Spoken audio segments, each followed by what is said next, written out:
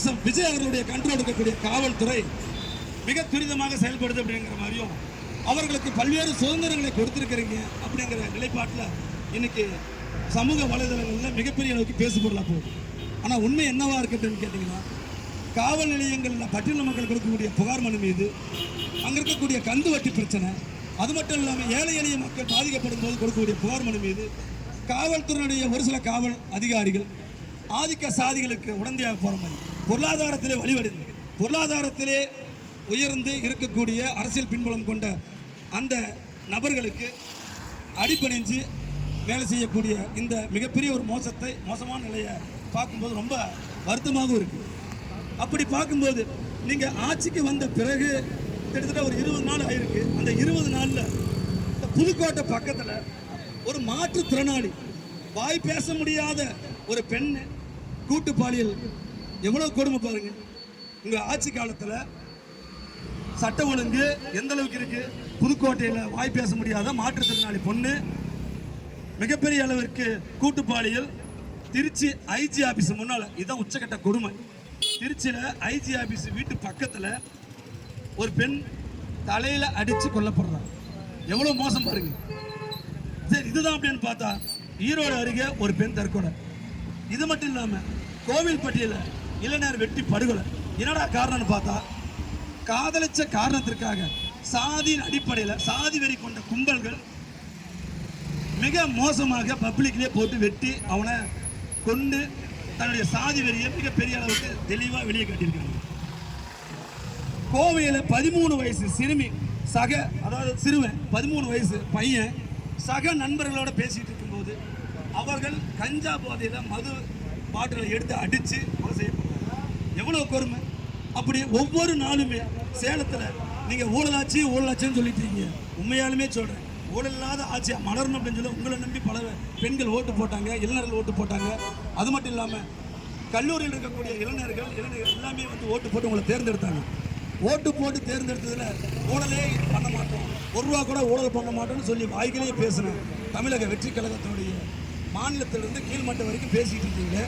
உங்கள் ஆட்சியில் தானே சேலத்தை சார்ந்த தனியார் நிறுவனத்தினுடைய ஒரு நபர் 300 கோடி ஊழலை பண்ணிட்டு உங்கள் கஸ்டடியில் வந்து தஞ்சமாக இருக்கிறாரு. மறுக்க முடியுமா? எவ்வளோ பெரிய மோசம்! அது மட்டும் இல்லாமல் விருதுநகரில் மிகப்பெரிய அளவிற்கு, அதாவது கோமப்பட்டியில் நெடுங்குளம் போகிற வழியில் ஒரு தனியார் மதுக்கடையை நாட்டு வெடிகுண்டை போட்டு தகர்க்கிறாங்க. எவ்வளவு கொடுமை! அதாவது உங்கள் ஆட்சியில் கூட்டுப்பாடிகள், உங்கள் ஆட்சியில் கஞ்சா விற்பனை, உங்கள் ஆட்சியில் இங்கே இருக்கக்கூடிய வன்கொடுமை, உங்கள் ஆட்சியில் கந்து வட்டி, உங்கள் ஆட்சியில் நாட்டுக்கு வெடிகுண்டை போடுறது, அந்த மாதிரி பல்வேறு விஷயங்கள் நடைபெற்றிருக்கு. அது மட்டும் இல்லாமல் நெல்லையில், ராமலிங்கப்பேட்டையில், புறநகர காவலத்தில் பெட்ரோல் 1500 கோடி பல்வேறு நிறுவனங்கள் தமிழ்நாட்டில் வெளியில் போயிருக்கு. இப்படி பல்வேறு விஷயங்களை பார்க்கணும். நீங்கள் நெசவாளர்களை பாதுகாக்கிறேன்னு சொல்லிட்டு மானம் கெட்டு போய் நெல்லையில் விவசாயி ஒருத்தர் நெசவு பண்ணிட்டு இருக்கிறார். இங்கே ஆட்சியினுடைய மருத்துவமனைக்கு மேல் சிகிச்சைக்காக அனுப்புகிறாங்க. மேல் சிகிச்சைக்கு அனுப்பப்பட்ட பிறகு உண்மையாலுமே காவல்துறையில் எல்லா காவல்துறையும் சொல்லுவோம், பெரும்பாலான காவல்துறை குறிப்பாக சத்திரத்தில் புகார் கொடுத்து தொங்கின இடம் சத்திரத்தில் ஜூரி ஸ்டேஷன். அந்த சத்திரத்துடைய காவல் ஆய்வாளர் திருமதி வசந்தா அவர்கள் அந்த புகாரை வாங்கிட்டு 3 நாள் பட்டியல சமுதாயம் பாதிக்கப்பட்டிருக்கா, தூக்கில் தொங்கியிருக்கா, மருத்துவமனையில் அனுமதிக்கப்பட்டிருக்கு. அந்த வழக்கை முறையாக விசாரிக்காம துப்பு கேட்டு போய் விசாரிக்க கேடு, அதாவது சொல்ல முடியல, அவ்வளோ ஆதங்கமாக இருக்கு. ஒரு சமுதாயம் கேட்கறதுக்கு நாது இல்லை, கேட்கறதுக்கு ஆள் இல்லை, போராடுறதுக்கு ஆள் இல்லை. இப்படி பல்வேறு எண்ணத்தோட இருக்கக்கூடிய காவல்துறையுடைய ஒரு சில காவல் ஆய்வாளர்கள் மிக மிக மெத்தன போக்கோடு கையாடுறாங்க. 3 நாள் ஆகி புகார் விசாரிப்பு இல்லை. சத்திரத்தில் புகாரை வாங்கி வச்சுக்கிட்டு 3 நாள் போலீஸ்காரங்க தூங்கி இருக்கிறாங்க. எவ்வளவு கேடு கெட்ட விஷயம்! வெக்கமா இருக்கு. காவல்துறை மக்களுக்கான காவல்துறை, தமிழக வெற்றி கழகத்தினுடைய கட்டுப்பாட்டில் இருக்கக்கூடிய காவல்துறை பட்டியல மக்கள் கொடுக்கக்கூடிய புகார் மனு மீது அவ்வளவு அலட்சியத்தன்மை. ஒரு பிசிஆர் கேஸ் வன்கொடுமை நடக்குது, தலித்துக்கும் நான் தலித்துக்கும் ஒரு இஷ்யூஸ் நடக்குது. இப்படியான பிரச்சனை இருக்கு, தூக்குல போட்டிருக்கிறாரு, வழக்கு பதிவு பண்ணுமே அப்படிங்கிற அடிப்படை அறிவு கூட இருக்காதா?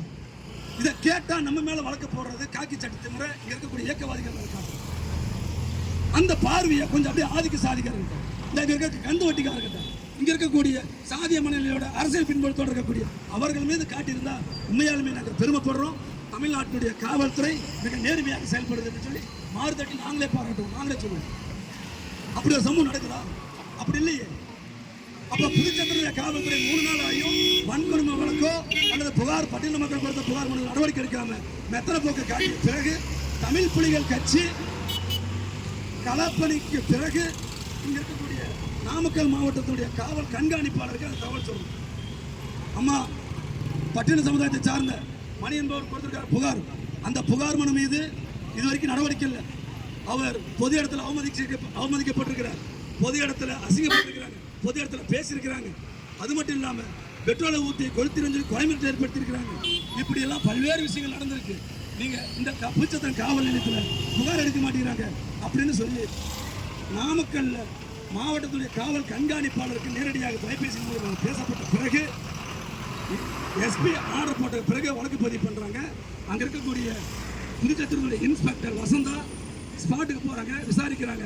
விசாரிச்சதுக்கு அப்புறம் சொல்றாங்க, இந்த சம்பவம் தூக்கு போட்டது என் ஏரியாவா இருந்தாலும் அந்த தூக்கு போடுறதுக்கு காரணமா இருந்து கொலை முயற்சிக்கு, அதாவது கொலைக்கு தூண்டுதல், தற்கொலைக்கு தூண்டுதல்.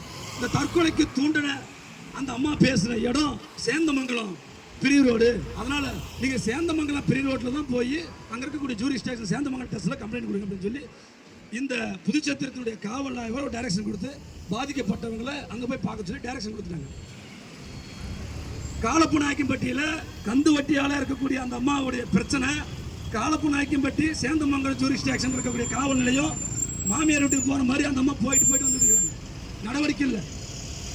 தன்னுடைய கட்டுப்பாடு இருக்கக்கூடிய காவல்துறைக்கு புதுச்சேரியுடைய காவல்துறை என்ன பண்றாங்க, டிரான்ஸ்ஃபர் பண்ணி அந்த பார்க்க சொல்றாங்க. எவ்வளவு மோசமான நிலைப்பாடு. காக்கி சட்டை அதுக்கு தான் போட்டோமா? காக்கி சட்டை எதுக்கு போட்டோம்? பட்டியல மக்கள் மட்டுமல்ல, பொருளாதாரத்தில் நலிவடைந்த ஏழை எளிய மக்களுடைய வாழ்வாதாரத்தை பாதுகாக்கிறது, பெண் பிள்ளைகளை பாதுகாக்கிறது, இப்படி பல்வேறு பிரச்சனைகளை இரவும் பகலமாக வேலை செய்யக்கூடிய எத்தனையோ காவல் ஆய்வாளர்கள் இருக்காங்க, எத்தனையோ காவல்துறை சார்ந்த அதிகாரிகள் இருக்கிறாங்க. திட்டிருக்கிறாங்க, 2 பேரும் திட்டினதை உறுதிப்படுத்தினாங்க காவல்துறை. ஆனா வன்கொடுமை வழக்கு பதிவு பண்ணும்போது மட்டும் இவங்களுக்கு எங்கிருந்த அதிகாரம் வச்சிருக்காங்க. ஒருவேளை மாண்புமிகு தமிழ்நாட்டினுடைய முதலமைச்சர் ஜோசப் விஜய் அவர்கள் ஒருவேளை இந்த கேஸ் சக்கிலி பையன் போறாங்க, சக்கிலி பையனெல்லாம் இந்த மாதிரி வன்கொடுமை பாதிச்சாங்க, கேஸை போட்டான்னு சொல்லி உத்தரவு போட்டாருன்னு எஸ்பி அவர்கள் எங்களுடைய தமிழ் புலி கட்சியின் சார்பாக மாவட்ட தலைமையின் சார்பாக நாங்கள் ஒரே ஒரு கோரிக்கை வைக்கணும்.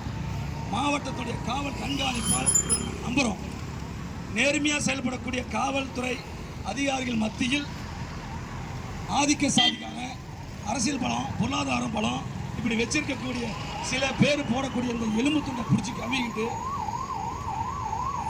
பட்டியல் மக்கள் கொடுக்கக்கூடிய பார்வனை வந்து ரொம்ப அச்சத்தனோடு காட்டுறாங்க. நாமக்கல் மாவட்டத்துடைய காவல்துறை தயவு செய்து வன்கொடுமை வழக்குகளை துரிதப்படுத்தணும். கந்து வட்டி கும்பல்களை களையெடுக்கும் விதமாக மிக துரித நடவடிக்கை எடுக்கணும். இப்போ அந்த அம்மா மேலே எஃப்ஐஆர் போட்டிருக்காங்க. வன்கொடுமை வழக்கில் 4 செக்ஷன் 4 போட்டிருக்காங்க. அந்த அம்மா இது வரைக்கும் கைது பண்ணல. போலீஸ்காரங்களே டைரக்ஷன் பண்ணுறாங்க, நீங்கள் வந்துடாதீங்க, வந்தீங்கன்னா உணர்ச்சிக்கு போட்டுருவாங்க.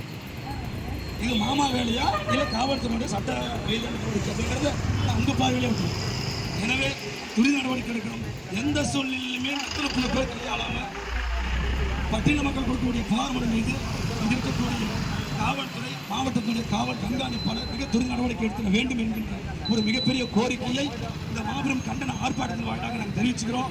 புதுச்சேரி காவல் ஆய்வாளர் வசந்தா அவர்கள் மீதும் இந்த வழக்கை பட்டியல மக்களுடைய வழக்கை நடவடிக்கை எடுக்காத சேந்தமங்கலம் காவல் ஆய்வாளர் ஆண்டோனி மைக்கேல் அவர்கள் நெடுங்குளம் போற வழியில ஒரு தனியார் மதுக்கடையை நாட்டு வெடிகுண்டை போட்டு தகர்க்கிறாங்க. எவ்வளவு கொடுமை. அதாவது உங்க ஆட்சியில கூட்டுப்பாடிகள், உங்க ஆட்சியில கஞ்சா விற்பனை, உங்க ஆட்சியில இங்க இருக்கக்கூடிய வன்கொடுமை, உங்க ஆட்சியில கந்து வெட்டி, உங்க ஆட்சியில நாட்டுக்கு வெடிகுண்டை போடுறது, அந்த மாதிரி பல்வேறு விஷயங்கள் நடைபெற்று இருக்கு.